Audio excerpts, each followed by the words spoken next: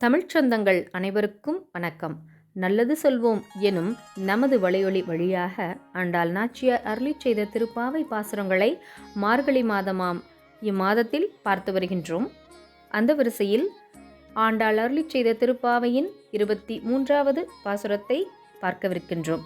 உலக விஷயங்களில் தங்களை ஈடுபடுத்திக் கொண்டும் பாதுகாத்து கொண்டும் திரிகின்ற மனிதர்கள் இறைவனின் வாசலில் வந்து அவன் தரிசனம் வேண்டி நிற்பதில்லை. அப்படியே வந்து தமது வேண்டுதல்களை அவன் சந்நிதியில் வைப்பவர்களும் தனது தேவையை சொல்லி நீங்குவர். அப்படி இருக்க இறைவனின் தரிசனம் ஒன்றையே, அவன் திருவடிகளை அடைவதொன்றையே தமது லட்சியமாக கொண்டு கண்ணனின் தரிசனத்துக்காக தோழியருடன் காத்து கிடக்கின்றாள் ஆண்டாள் நாச்சியார். இதோ இன்றைய பாடல்.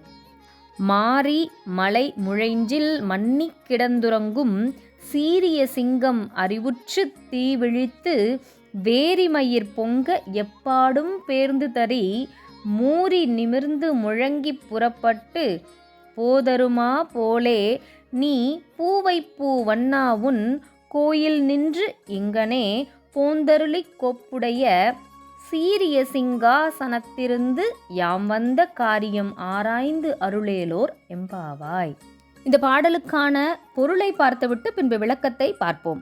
மழை காலத்தில் மலை குகையில் தன் இணையோடு மயங்கி முயங்கிய சிங்கம் தீப்பிழம்பினை கக்குவது போன்ற தன் சிவந்த விழிகளை உருட்டிக்கொண்டு விழித்தெழுகிறது. நாற்புறமும் நடமாடி தன் பிடரிமயிரை சிலிர்த்து காடே அதிரும்படி கர்ஜனை செய்து கம்பீரத்துடன் வெளியே கிளம்புகிறது. அதுபோலவே பூவைப்பூ வண்ணா நீயும் இல்லக்குகையில் இருந்து வெளியேறி இங்கே எழுந்தருள வேண்டும். அழகிய வேலைப்பாடுகளுடன் அலங்கரிக்கப்பட்டிருக்கும் உன் சிம்மாசனத்தில் அமர்ந்து நாங்கள் வந்த காரியம் ஆராய்ந்து அருள் செய்ய வேண்டும் என்று இறைஞ்சுகிறார் இறைவனிடத்திலே ஆண்டாள் நாச்சியார் அவர்கள். இப்பொழுது விரிவான விளக்கத்தை பார்ப்போம். பரமாத்மாவான நாராயணன் பக்தர்களை பரிபாலிக்க எடுத்த அவதாரங்கள் பல.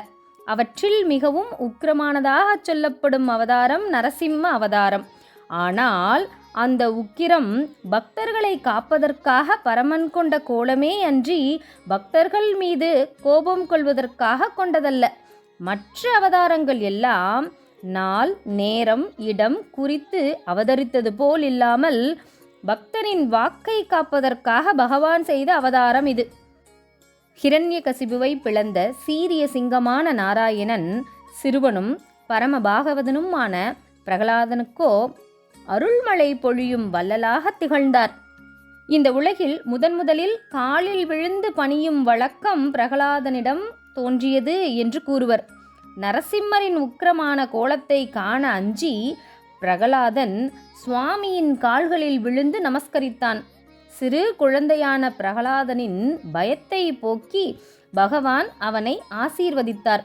அன்று முதல் இந்த உலகில் காலில் விழுந்து நமஸ்கரிக்கும் வழக்கம் உண்டானது. மேலும் கருணாசாகரனான அந்த நரசிங்க மூர்த்தியை பணிந்து கொள்வதுவே காரியங்களில் வெற்றி கிடைக்க ஏதுவான மார்க்கம். தன் தோழிகளுடன் நொன்பிருந்து நீராடி அந்த மாதவனின் தரிசனம் பெற வந்து காத்திருக்கும் கோதை பக்தன் வேண்டிக் கொண்டதும் சிங்கமாக அவதரித்த அந்த நரசிம்ம ஹரியைப் போல எழுந்து வந்து எங்களுக்கு அருள் புரியும் என்றுதான் இந்த பாசுரத்தில் வேண்டுகிறாள். நீ எழுந்து சுப்பிரபாத சேவை கொள்ள வேண்டிய நேரம் இது. நீ துயில் எழுந்து சிங்கம் போல் உன் சிவந்த விழிகளை காட்டி எங்களுக்கு அருள்வாய். உன் விழிகள் மலர்ந்த பூவினை போன்றன. நாங்கள் உன் தரிசனம் காண வந்து நிற்கின்றோம். உன் கோயிலில் இருக்கும் உன் அழகான சன்னிதானத்தில் உனக்கென்று இருக்கும் சிறந்த உயரிய மதிப்புமிக்க சிங்காசனத்தில் வந்து அமர்ந்து அருள்வாய். நாங்கள் முன்பாக கூடியிருக்கின்றோம்.